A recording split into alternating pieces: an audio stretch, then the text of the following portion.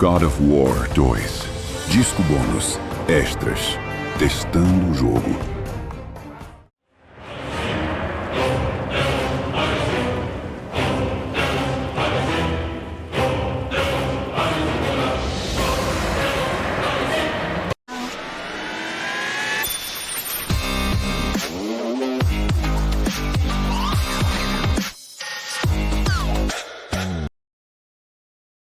Today's important because it is the first playtest. It's the first playtest for the game, and it's the first playtest for me as a director. So it's kind of a monumentous occasion. The week, it was long. It felt like about a month.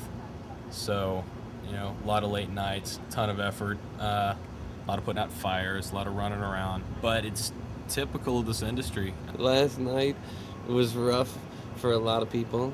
But they all pulled through, man. I'm wickedly impressed with this team. Yesterday all day, everyone's running around doing what they got to do and really kind of working like a well-oiled machine. So that was fantastic. Problem after problem after problem, and we did as much as we could. And we got to the point where we couldn't think anymore, so we had to call it a night. Welcome to the first official playtest for God of War 2. Hopefully those guys are just smiling like, "Oh my God, this is the best!"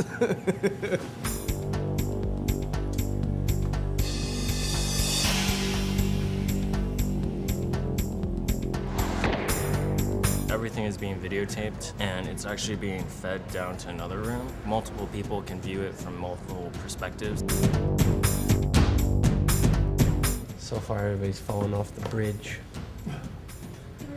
And we forgot to put a message on the chests, so nobody really knew how to do the chests to open them.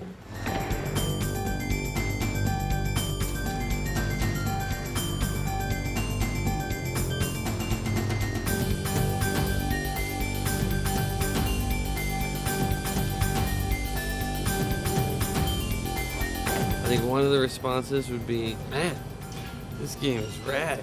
Everything you did about it is so good. You guys rock. I want to be like you. In which case I would be like, oh, please, no. We'd be very excited, but also somewhat bummed because we wouldn't get much constructive feedback about how to make it better. The other extreme end would be, wow, this sucks. The first game was so much better. What happened? What did you do to it?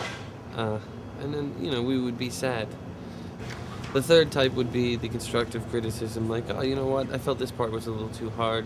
It would really be neat if you had better enemies. The level was confusing, and I got lost at this point, which would help us on our level flow, so we go, oh, okay, that's good, we can pick something up from there.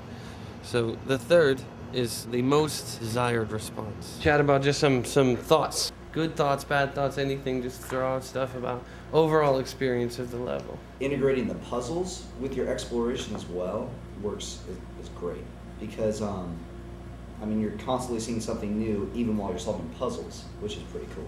They had great results. I feel honored that they worked this hard just to put together a demo for us to play. That's pretty cool. The stopping the time was real cool. That's, you know, real new. Couldn't do that before. That's gonna have a whole new aspect to the game. And, you know, so far, you know, really got me hyped up to see the rest of the game.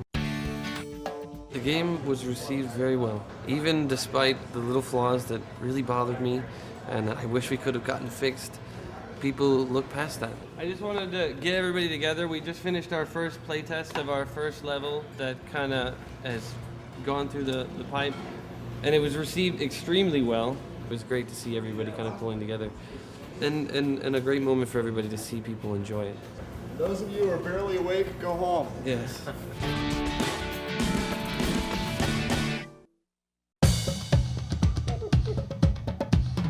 Okay, about 30 seconds away, people. Okay, people, let's do it. And a hush fell over the crowd as they ascended the staircase to Focus Test Central. First of all, welcome and thank you for coming. This is extremely important in our development process, so please be as brutally honest as possible. If you have any problems, Adam and Paul are here, and I think that's about it. These guys don't have any preconceived notions of anything, so therefore they'll catch all the mistakes that we just take for granted. Games that really heavily playtest the product really elevate themselves very far above most other games. God of War 1 was playtested like crazy, and we benefited greatly from it. The levels we did in playtest on God of War 1 were the Hades blades, and you see how well those turned out.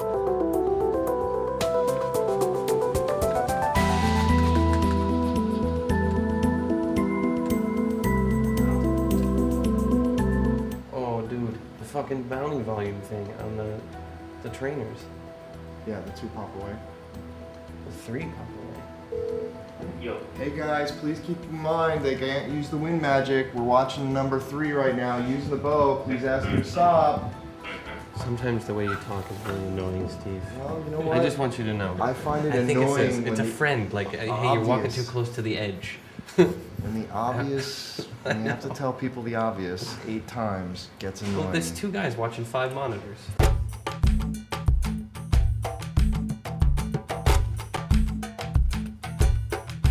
Absolutely feel free to say whatever it is. None of us get any better unless we find out what's wrong. So do not hesitate at all. I don't know about the rest of you guys, but the surprise rock guy who popped out at you, that freaked me out. It was great. I mean, I know if I'm playing at 3 o'clock in the morning, that's going to scare the shit out of me. So that was really great. I'd like to see exploding enemies. Did you actually, on one of your things, say you wanted more screaming? Yeah. Okay. So, Come on, that was good. See, I got a parking ticket this morning, and I was pretty pissed about it. And this type of game just makes me feel happy. Like, at the end of the day, if somebody fucks with me, I come to this at home, I just sit down, I beat the shit out of people, and they're like screaming blood everywhere, and I feel good. That's fantastic. This guy is, you know, the epitome of the God of War fan. He's the type of guy that we totally appreciate as developers because he's so freaking into the game. He's also the type of guy we're probably scared to meet, you know, in the real world, like in a dark alley or something like that, because he's fucking out there as his love of violence. I really wanted to see that thing topple onto an enemy's head and like smash him and have him like writhing in pain underneath the rock. He may be taking it to the extreme, but I think everybody has maybe a piece of what he talks about, which is, I've had a bad day, and I want to go home, and I want to vent my helplessness at a situation at work out on something, and I don't want to do it in the real world. I play this game, and I tear this guy apart, and I feel powerful. Thank you very much, guys. This is awesome. This is really going to help us. We fared better than I thought we would, especially with how down I was this morning about it. So I'm psyched.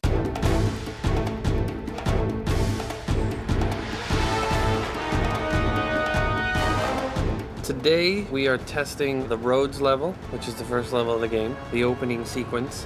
Roads being the first level is exceptionally important to have that, you know, huge, epic opener, kind of topping what we did in the first game. It's got to be bigger than the Hydra. They come in here and some of the stuff is arted up. They have no preconceived notions on anything. They don't know how to use any of the stuff that we've been working with the whole time. So they get all these abilities and they're just like, what the hell? What's this do? I don't understand how this works. They don't understand that something only lasts for 8 seconds. Well, we totally get it because we said it's going to last 8 seconds. So it's a rude awakening to sit there and watch it and be like, oh, just do what I want you to do now. But, you know, teaches us. We were discussing earlier how strict the time limit was. Playtesting like this is vital. The people in the studio, very close to the project, have played it a lot. You don't see the obvious a lot of times. So the feedback is always incredibly valuable because they're the target market. They're the guys that are going to spend their money to buy our game, and we're here to satisfy the fans. Thanks again for coming in. We got a lot of work to do. We have 3 weeks until Alpha.